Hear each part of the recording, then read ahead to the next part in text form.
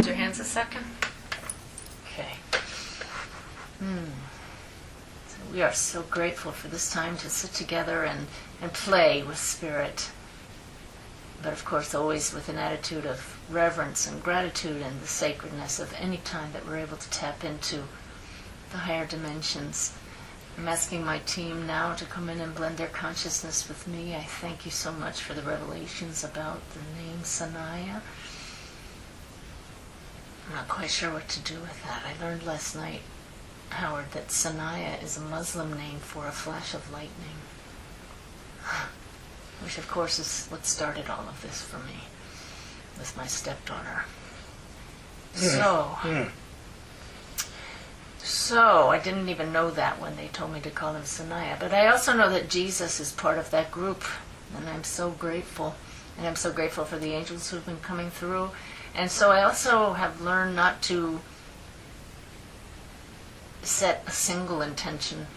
Our intention for this session is to hear from Jesus, but really our intention is to serve the greater good and to serve Howard. So if I can just get out of the way and know that you on the other side know exactly what needs to happen today, may I simply be the instrument to allow that to happen.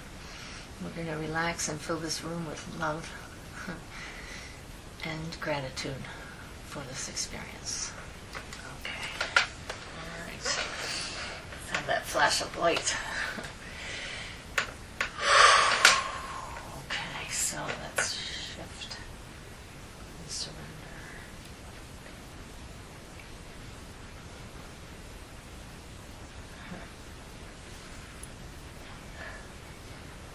But just immediately hear him saying, where two or more are gathered. I hear that.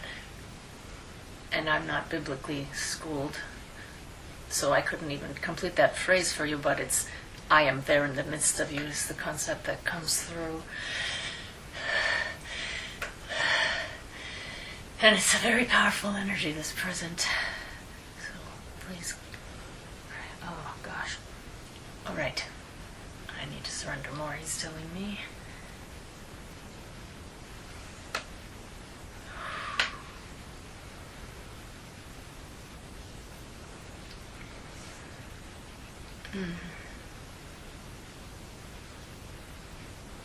I have been looking forward to this experience.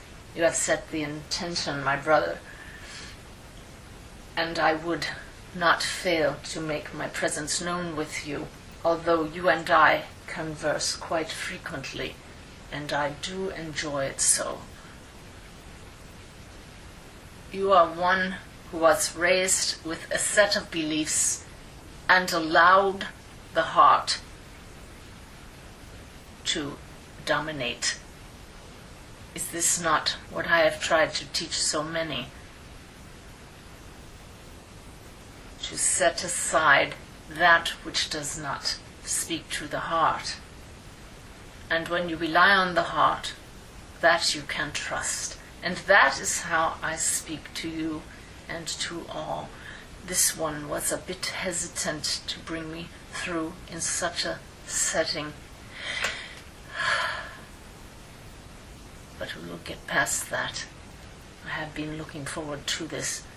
I do believe the best method of communicating would be question and answer. And this will validate what you already know in your heart, that you do not need to hear from me verbally, for you and I converse through wordless language at all times.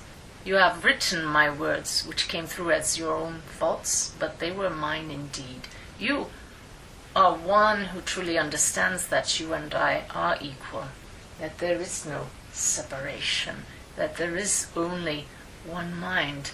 Few understand this at such a level as you do. That the one speaking these words is I, and that you are I, and that all are I,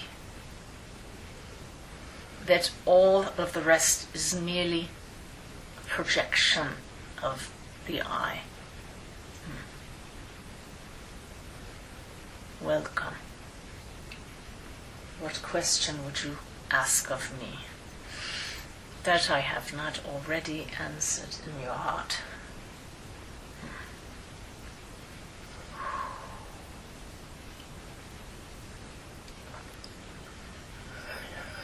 I ask in all sincerity, recognizing the state of separation that we all are in.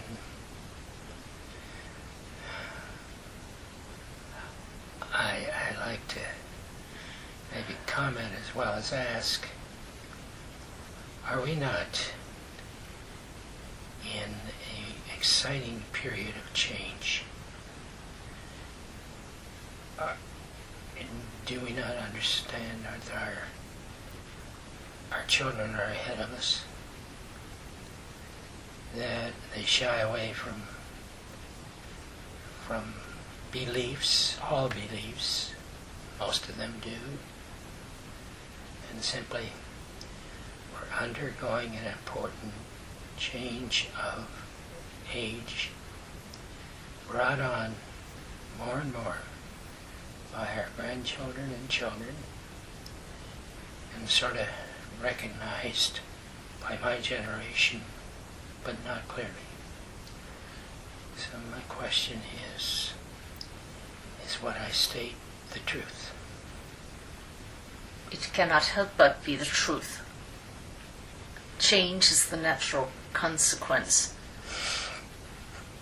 of all the love that has been brought to this world through those who know the truth.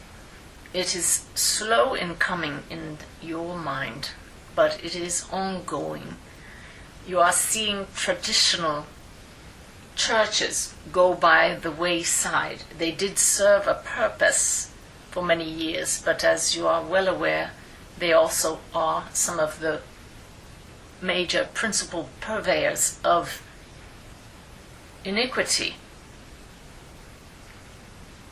Be not dismayed that so many are not following traditional paths, for all have within the soul the urge to find truth.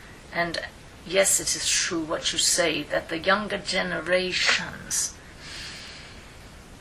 are leading the way in non-traditional ways for equality, coming from the heart, treating each other. Again, I use the word with equality, with more balance than you have witnessed in the past. They are not there yet.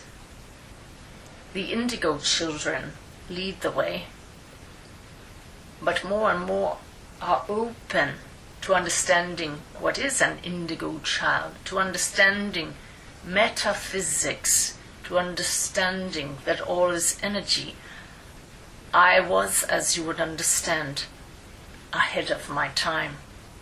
I knew these truths, but was unable to express them in a way that others would understand.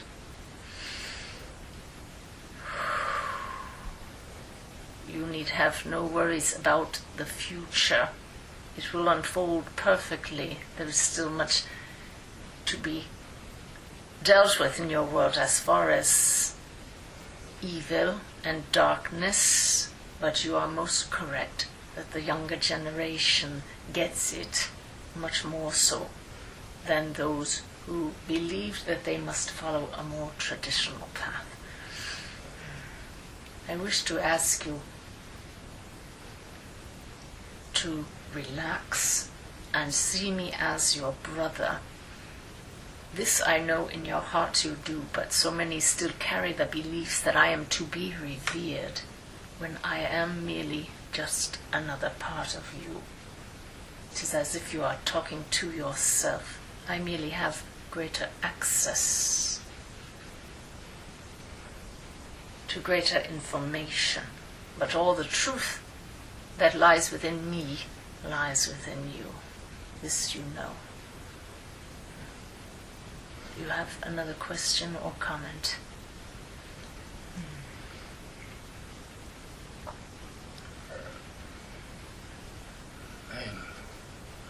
well aware of all you say, as you have already said. I'm probably more patient than I have ever been. Yet I am aware of your frustration. The frustration radiates from you. It is because you know the truth, and the frustration is that you lack the ability to shout it from the rooftops as you would like to. You wish for all others to feel the joy and the peace and the love that you are. You wish for others not to suffer. You wish for others to instantly awaken. This I understand. You have been an excellent messenger. Simply trust that all is unfolding perfectly.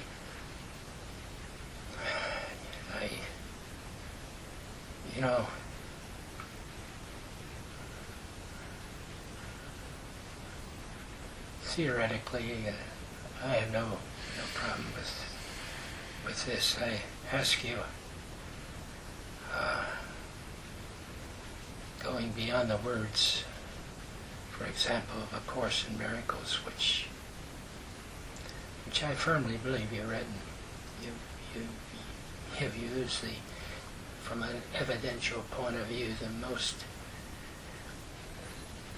most graphic imagery, and one of these is that we all are in a dream, that this present world, all form and all time, is but a dream. And to carry on the metaphor that you use in A Course in Miracles, is that we're all asleep. Is it not a perfect metaphor? And when you awaken from this dream, there will be a period when you are in yet another dream, followed by another dream. All realities, other than your basic essence, projects itself as a dream. Do you understand this? That is what confuses me, because Annie, my wife, and I, she's a firm believer in many worlds, and certainly the idea of what do you call it, the perception of many lives, so reincarnation, that's what I'm trying to say. When I firmly accept the fact that you and I are brothers, and add it to the fact there is no time and space, then I think with the power of creation, not necessarily making images, but that each one of us has, that even within the dream, the so-called sleeping dream, the quantum physicists as representative of science, science is worthy because it's knowledge, it's saying it even beyond the mathematics. But the point that I'm drawing towards was that metaphoric of sleep and dreaming, whether that's many lives or not. I would like to be able to express. I know. In fact, I've been thinking very recently about the very many expressions of love that comes to me, and seeing this happening, doing some people who are just beautiful. And if only, I know they all have to learn in their own time. It's not about them because I am them, but here comes my impatience. You make it so clear. Why is this veil? Well, it continues because there's no deaths. And I've got to work through that. I would like to return to the analogy of a dream and multiple lifetimes. How do you know that you are dreaming when you are dreaming? You do not, in most cases, if you experience the lucid dream state, and this is when the two states overlap. But when you are in a dream, you are merely immersed in an experience of consciousness. Is that not what you are experiencing now? A projection of the one mind. And that is what happens in the dream state, and that is what happens wherever the I of self finds itself. You can project your consciousness to other realities and very solidly find yourself there. Is that not like a dream state? You may not have experienced this type of reality of projection of the self, but were you to do so, as many before you have, you would understand more how multiple realities are indeed a possibility and indeed a reality, but no more real or less real than this one in which you find yourself.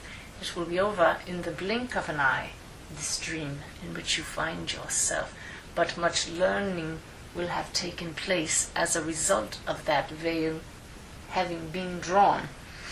There is great purpose in multiple realities. The Father, the Creator, the great dreamer of the dreams, the one and only dreamer, is limitless. And therefore, how could the dream be limited only to this one reality, as you call it, in which you find yourself? There is no limitation. I am aligned with this reality in which you find yourself, but there are many more beyond myself. I understood that the Father and I are one, but I also know that that Father creates many and limitless realities. And yes, you are quite correct that love is at the base of all of them. And the growth, the increase of love is the purpose of all of them. They only become nightmares when those extensions of the dreamer, those having the dream, believe so firmly in their separation that they believe that the dream is real and that they are ultimately directing it. And this is where the veil becomes a hindrance. But the realities, as you know, are ephemeral and disappear in an instant, and then the knowingness returns that it was only a dream. Does this make it any less valuable? Not at all. The veil drops for a reason. Back to you.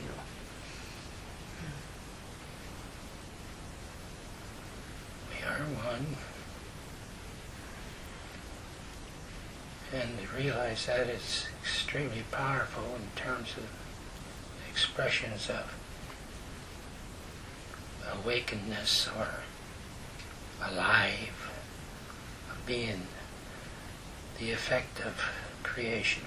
We so far... He's stepping into you right now, as a matter of fact. He's putting a robe down over you. He's dropping a robe down over you and has stepped out over here and is stepping into your body now. If you could just be quiet for a second and just feel, I don't know if you're capable of feeling it. I feel. You could feel yourself looking out through his eyes right now, because he's showing me sitting in your body. I see his hair superimposed over your head, and you can look out of his eyes. You are blended being right now. It's amazing. Do you feel it? I feel it. Yes, I do.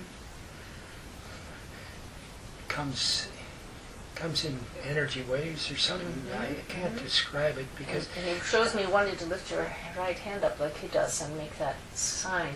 He's just sitting there as you, in you, I feel if I don't want to break this spell that I'm in, but if I were to open my eyes, I would see him looking at me.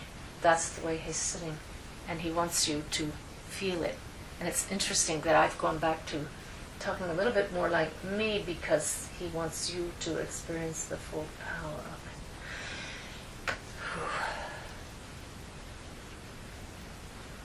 it. Yes. Okay. And now he lifts up. See if you feel a difference.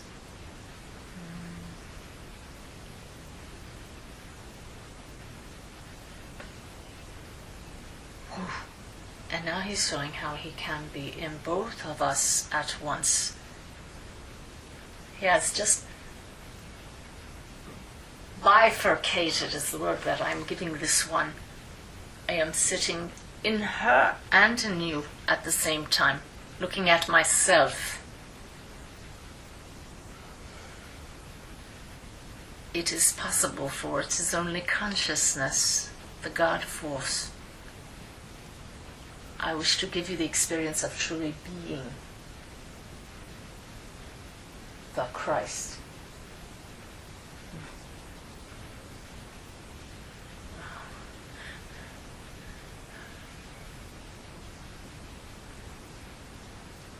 Wow. It's really different.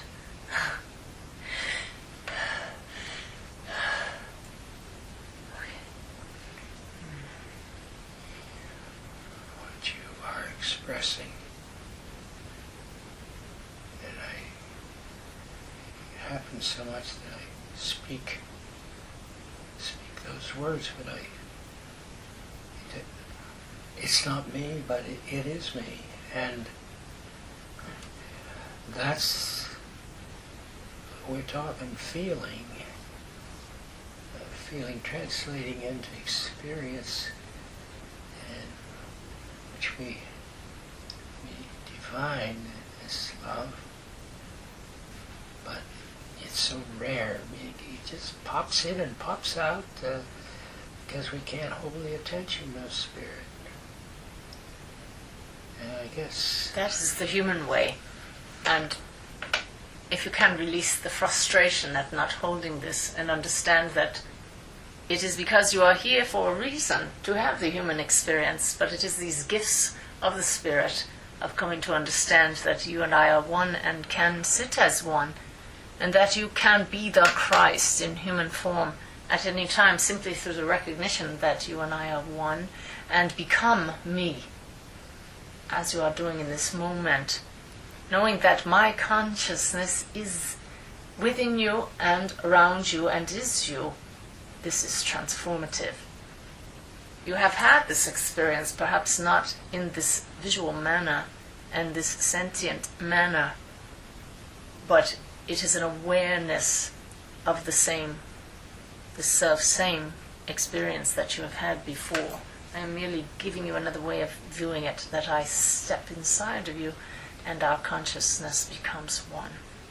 And this is when you know that the words and thoughts which flow from you are not of you, the one known as Howard, but from the Christ within.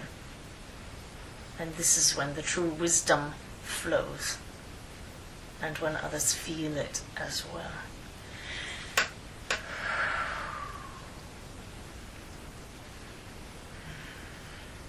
There is so much resistance. We call it the ego.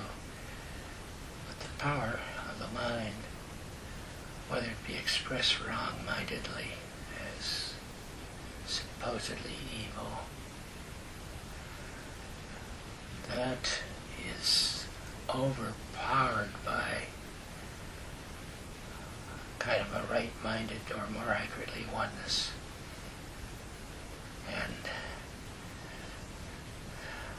I can see why the monks or people of the East for ancient times, they wanted to be the love they are, and they couldn't find it outside themselves, because the only way I can describe it is they're image makers. And why don't we just have the strength of spirit? Why don't we retain that? The limitations that we have,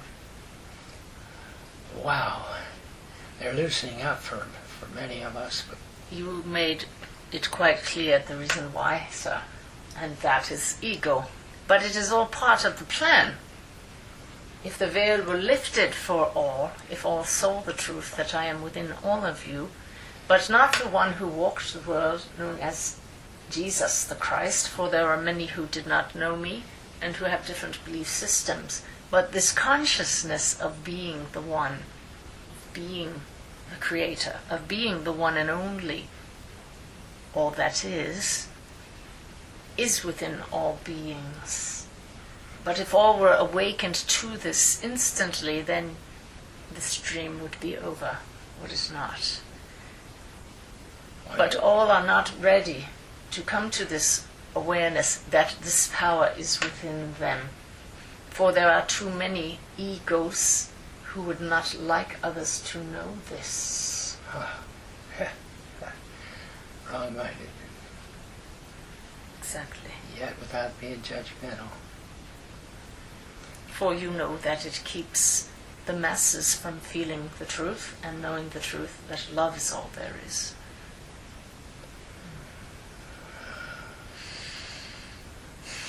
You don't argue. You simply express it so beautifully. I speak to this one, Suzanne. She is you. And whether I speak to her or I speak to myself, the experience that I have feels very good. And I'm sort of,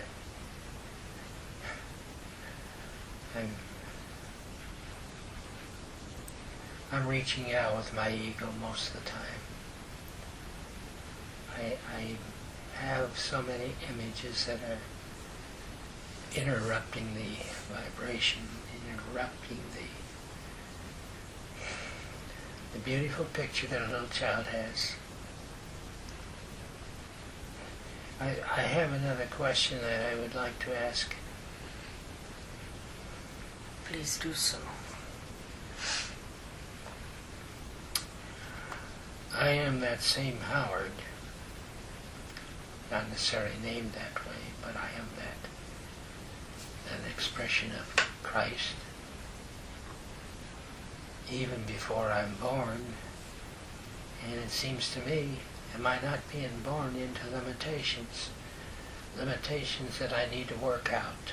Limitations that, inconsistently with logic, why should I work out something that I don't believe exists?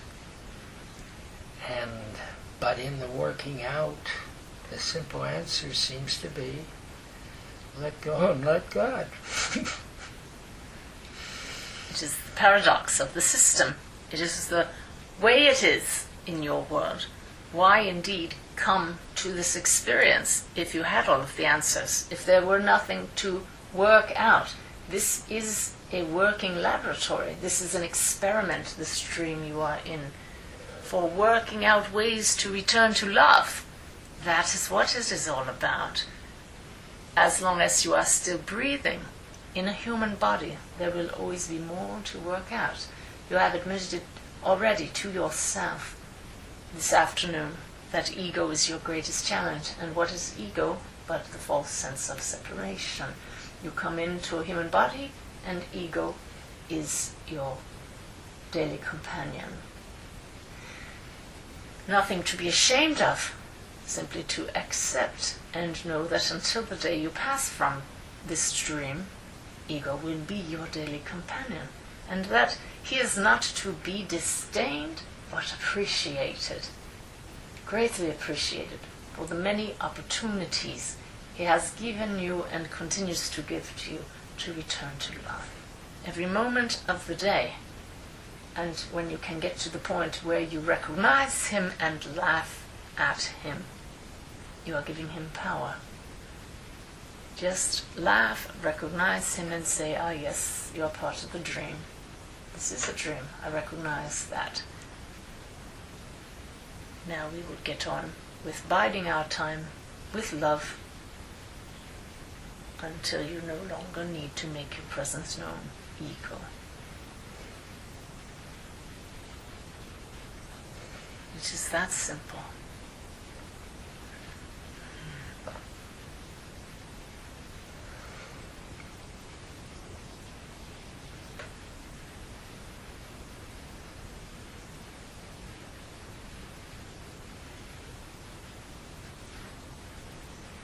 Now, are you having any difficulties with your heart these days?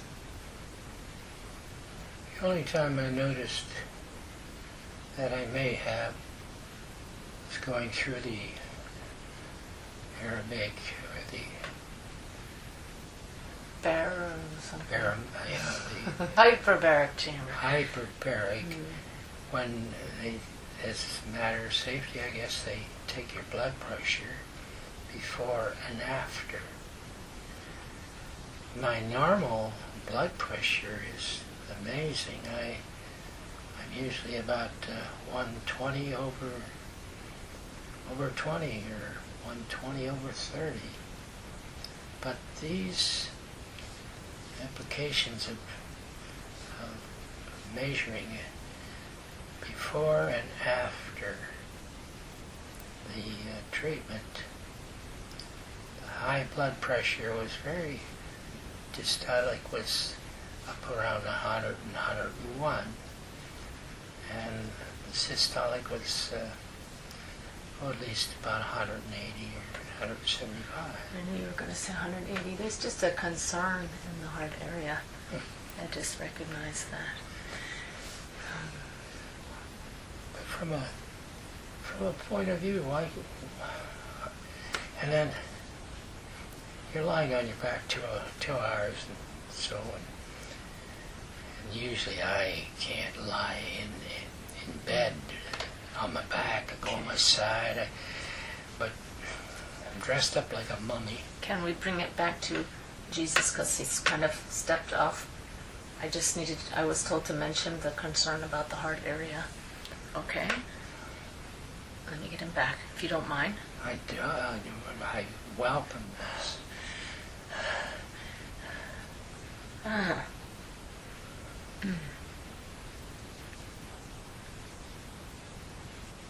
Do you see how easily concerns of the physical can distract you from that of spirit? Merely a lesson to show you what is real. The physical body comes and goes. The blood pressure rises and falls, as do the emotions and the patience. All of this, so very wrapped up in the stream in which you find yourself. But you will always find waiting on the sidelines, just to show you how easy it is to become distracted by the physical world. And yet, I am always there, always waiting. The Christ is always within. Simply a reminder. And a reminder that you need not fear any physical maladies, any deterioration of the faculties or the physical body, for always I am there with you. As simple to bring back to your presence as the remembrance and the invitation. Just as you have witnessed in this moment. This was done deliberately to show you this is the human way. To get sidetracked and immediately, with remembrance, return home. Is there anything else you wish to ask or upon which you wish to comment? Only gratitude. What what I wish you to understand is that all of us in what you would know as the heavenly realms, which will also seem a bit like a dream when you are here,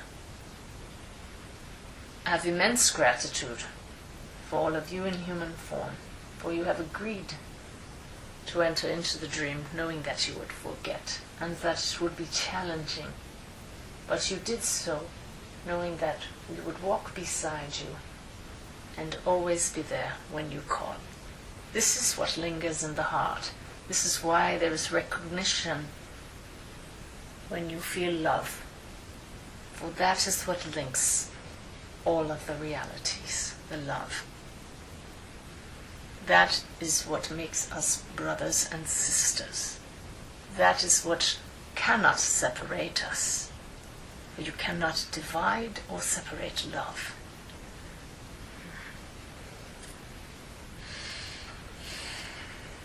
I look forward to future conversations with you and invite you to repeat the process that you have enjoyed here this afternoon, imagining me drifting down and stepping into your physical body, so that we both look out through the same countenance, through the same eyes.